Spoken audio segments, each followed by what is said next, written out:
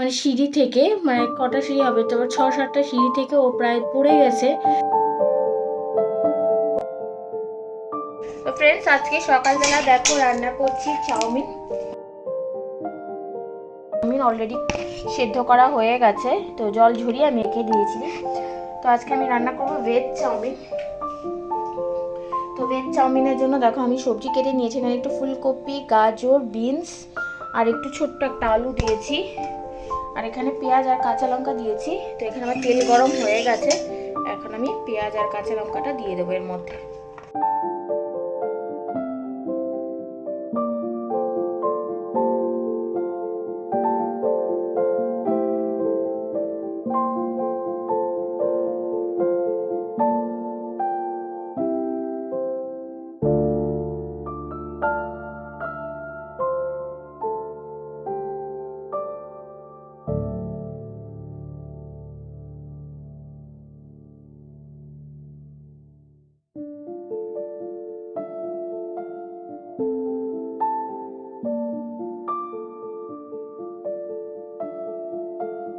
তো ফ্রেন্ডস, আমি এখন এখানে দুই ধরনের সসেস দিয়ে দেবো। এটা হচ্ছে টমেটো সস আর এটা হচ্ছে সয়া সস।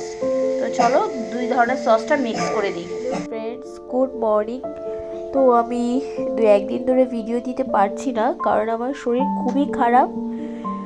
তোমরা আমার হয়তো ভয়েসটা শুনে বুঝতে পারছো, মানে আমার নাক তো পুরো বন্ধ আর গলা প্রচুর ব্যথা প্লাস জ্বর।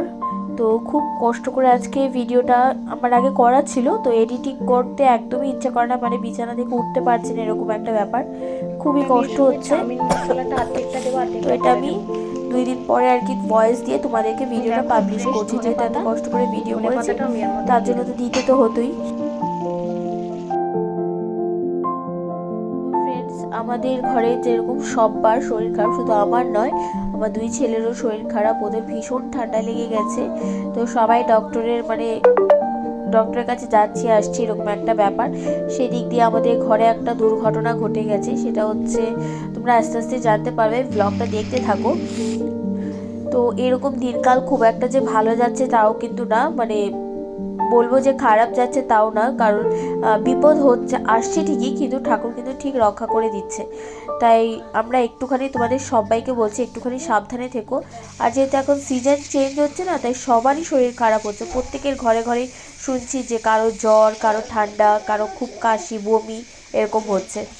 তো ঘরে যতটা আর কি সেফ থাকা, যেহেতু সিজনটা চেঞ্জ হচ্ছে, তাই সবার একটু সাবধানে থাকাটাই ভালো। Good morning, welcome back to my channel Pikus Momdipa. আশা করি ভালো আছে সবাই। তো এখন আমরা একটু বাইরে যাচ্ছি। বাইরে বলতে আমার ছেলে চোর মানে অন্য স্কুলেতে একটা ফর্ম তুলতে যাব। তো এই স্কুলে না আমার ভাইয়ের জানো তো সামনের মাসে বিয়ে। তো সামনের মাসেই ওর একদম ফাইনাল এক্সামের ডেটেই আমার ভাইয়ের বিয়ে। তো কি করব আমি বুঝতে পারছি না, কারণ ফাইনাল এক্সামটা দেবে। তো ম্যামের সঙ্গে আমি কথা বলেছি, ম্যাম বলেছে যে ওদের তো মিডল টেস্ট হয়, মিডল টেস্ট মানে 30 মার্কসের কিছু কিছু এক্সাম হয়। তো ওগুলোতে যদি ও যদি 28 করে পায়, তাহলে ওকে ফাইনালের জন্য কনসিডার করবে। মানে যারা একটুখানি ভালো স্টুডেন্ট তাদেরকে ম্যাম এরকম বলেছে প্রমোট করবে। তো ওকেও বলেছে করবে। তারপর আমি কোনো রিস্ক নিতে চাইছি না, যদি আমি কোনো সেশন গ্যাপ দিতে চাইছি না বাচ্চার। তো যদি কোনো প্রবলেম হয়, তাই অন্য একটা স্কুল থেকে ফর্মটা তুলে রাখছি। তো এখানে পাশেই একটা ভালো স্কুলে সন্ধান পেয়েছি, তো ওই স্কুলে যাচ্ছি আমি ফর্মটা তুলতে। তো চলো যেতে যেতে আমি যতটা জানতে পারি সবটাই তোমাদের সঙ্গে শেয়ার করব। তো যেতে যেতে তোমাদের সঙ্গে আরও অনেক কথা শেয়ার করব। তো তোমরা আমার সাথে থাকো আর ব্লগটা দেখতে থাকো। আর ওইখান থেকে মানে ফর্মটা তুলে আমি একটু আমাদের এখানে জানো আমি একজন পার্লারে আমি যাই না, কারণ ওনার বাড়িতেই যাই। তো ওনার বাড়িতে যাবো। দেখো আমার ভ্রুটার কী অবস্থা, তা তাকানো যাচ্ছে না মুখের দিকে, এই রকম মোটা হয়ে গেছে। তো যাই হোক, এত মোটা আমার কোনোবার হয় না। এইবার বললাম না খুবই বিজি, খুবই বিজি, মানে একটু সময় বের করতে পারছে না। ব্যাক টু ব্যাক 2 ছেলের এক্সাম, তারপর আবার মনে করো এই ভিসা পাসপোর্ট নিয়ে দৌড়াদৌড়ি। তো একটু সময় পাচ্ছে, নিজের যত্ন বলতে কিছুই হয় না, চুলটাও ঠিকমতো আঁচড়াতে পারি না। তো এখন যাব পার্লারে ওই মেয়েটার কাছে, তো ব্রুটা প্লাক করতে। তো চলো যেতে যেতে তোমাদের সঙ্গে কথা বলছি। তো ফ্রেন্ডস, তোমাদেরকে তো বললামই যে আমি একটা দিদির বাড়িতে আসি। তো ওনার এই বাড়িটাতেই আগে পার্লার ছিল, তো এখন অন্য জায়গায় পার্লার করেছে, তো অতটা দূরে আমি যেতে পারবো না। উনি আমাকে ঘরেই কিন্তু সার্ভিসটা দেয়। তো আমি আমার বাড়ি যেহেতু একদম পাশে, তাই আমি ঘরে গিয়ে সমস্ত আমার যা যা দরকার আমি ঘরে গিয়ে করে আসি। খুব সুন্দর ওনার হাতের কাজ। তো দেখো গাইস, এখন বাড়ি আমার ব্লু ফিরছি প্লাগ আমি। হয়ে গেছে, দেখতে পাচ্ছ অনেকটা মোটা হয়েছিল আর কষ্টও হলো এবার করতে। আর এখন তো মানে ছেলেদের এক্সাম করে পুরো নিজের চর্চা করা সব ছেড়ে দিয়েছি। আর কি বলবো, আর তো ব্লু প্লাগটা এখন না করলেই না হয়, কারণ সামনে সরস্বতী পুজো, একটু হলেও তো শাড়ি পরবো বা বাইরে যাব।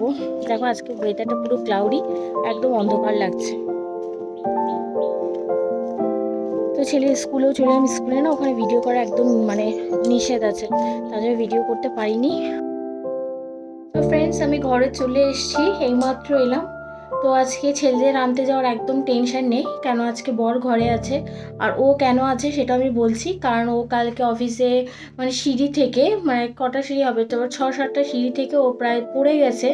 তো পড়ে গিয়ে মানে ঠাকুরের অশেষ দয়া যে কোথাও মানে বিশেষ কোনো চোট লাগেনি, শুধু একটু কোমরটায় লেগেছে। তো মেডিসিন খেয়েছে, তারপর কোমরটায় একটু অয়েল ম্যাসাজ করে দিলাম। তো এখন বলছে অনেকটা ভালো আছে, তো একটু বেরিয়েছে, বন্ধুদের সাথে একটু দেখা করতে গেছে। তো ও বললো তোমার আর বেরিয়ে দরকার নেই, তুমি তো রোজ দিন আনতে যাও, তো আজকে আমি ছেলেদেরকে নিয়ে আসবো, জাস্ট একটু হাফ ছেড়ে বাঁচলাম যে মানে আনতে হবে না বাচ্চাদের, খুবই রিল্যাক্স। তো এখন শুধু রান্না বান্না করতে হবে। আর এই যে দেখো আমি ব্রুটা প্লাগ করে চলে এসেছি, মানে কপালটা যেন একদম মানে হালকা হলো, কি বলে এই রকম মোটা হয়ে গেছিল, ওরা সবাই বলছে বলে এতটা মোটা হয়ে গেছে। আর পুরো মুখে না ক্রিম ম্যাসাজ করে দিয়েছে, একটুখানি তেল তেল তেল তেল ভাব আছে। আসলে বন্ধুরা, এই সবগুলো শ্যুট আমার 2 দিন আগে করা। তো মাঝখানে একটা দিন আমাদের সঙ্গে একটা দুর্ঘটনা ঘটে, তোমরা তো শুনতেই পেলে যে আমার বর হঠাৎ করে আর কি পড়ে যায়। তো খুব একটা ঠাকুরের আশীর্বাদে খুব একটা ব্যথা লাগেনি, কোমরটায় চোট লেগেছে। তো 2 দিন আগে আমার বর আর কি বাজার সদাই করে এনে দিয়েছিল। তো এই চিংড়ি মাছ, আমাদের ঘরে চিংড়ি মাছ দিয়ে পুঁই শাক দিয়ে সববার প্রিয়, সববার। আর আমার বর সবসময় খালি বলবে তুমি চিংড়ি মাছ নিয়ে আসলে পুঁই শাকও নিয়ে আসবে। আর পুঁই শাকগুলো এতটাই ভালো ছিল, দেখো পুঁই মিটুলি দিয়ে ভর্তি। মানে এটা চিংড়ি মাছ দিয়ে রান্না করার পর কী যে অসাধারণ খেতে লাগে। এটা তো সম্পূর্ণ একটা বাঙালি রেসিপি। তো আমার বর সবসময় বলে যে তুমি এটা রান্না কর, তোমার হাতে নাকি এটা, আমার হাতে নাকি এটা টেস্ট হয়, খেতে ওর ভালো লাগে। তো একটু বেশি করেই রান্না করি। আর পুঁই শাকগুলো রান্না করার পর এতটুকু হয়ে যাবে মানে ভাবতে পারিনি। অনেকটা কেটেছিলাম সবজিগুলো, তো অনেক মানে কমে গেছে আর কি, খুব ভালো ছিল পুঁই শাকগুলো। তো এইরকমভাবে তোমরা করে দেখতে পারো। পেঁয়াজ শুধু কিছুই লাগে না, পেঁয়াজ আর কাঁচা লঙ্কা একটু দিয়ে তেলের মধ্যে জাস্ট একটু নুন হলুদ, ব্যাস। আমি তো জিরের গুঁড়োও দেইনি, কারণ সব কিছু একদম ফ্রেশ ছিল, মাছ বলো পুঁই শাক বলো, এমনিতেই টেস্ট হয়ে যায়। তো ব্যাস, পুঁই শাকগুলো দিয়ে একটু নাড়াচাড়া দিয়ে ঢেকে দিলে পরে পুঁই শাকগুলো যখন শুকিয়ে আসবে, জলটা টেনে আসবে, তখন মাছটা দিয়ে আরেকবার একটু ঢাকা চাপা দিয়ে দিলে হয়ে যায়। খুবই চটজলদি হয়ে যায় রেসিপিটা। আর ভাতের সঙ্গে খেতে না পুরো কী বলবো আচারের মতো টেস্টটা আসে, যদি সুন্দর করে আর কি রান্নাটা করা যায় আর কি। তো খুবই ভালো টেস্ট হয়। তোমরা তো জানোই পুঁইমুটুলি দিয়ে চিংড়ি মাছটা কতটা আর কি সুস্বাদু। তো আমাদের ঘরে এই রেসিপিটা হলে কিন্তু আমাদের আর কারোর কিচ্ছু লাগে না, এটা দিয়েই সব ভাত খাওয়া হয়ে যায়। তো দেখো কতটা টেস্টি ইয়াম্মি লাগছে দেখতে। দিয়ে পুঁই শাকটা যেটা হয় না, পুঁই মিটুলি ভর্তি থাকে, সেই পুঁই শাকটা দেখো কতটা ইয়াম্মি লাগছে দেখতে, প্রচুর পুঁই মিটুলি আছে এতে, একদম শুকনো করে করেছি। তো আমাদের ঘরে সববার প্রিয় পুঁই শাকটা আর কি, চিংড়ি মাছ দিয়ে। তো চলো এখন খেতে বসবো।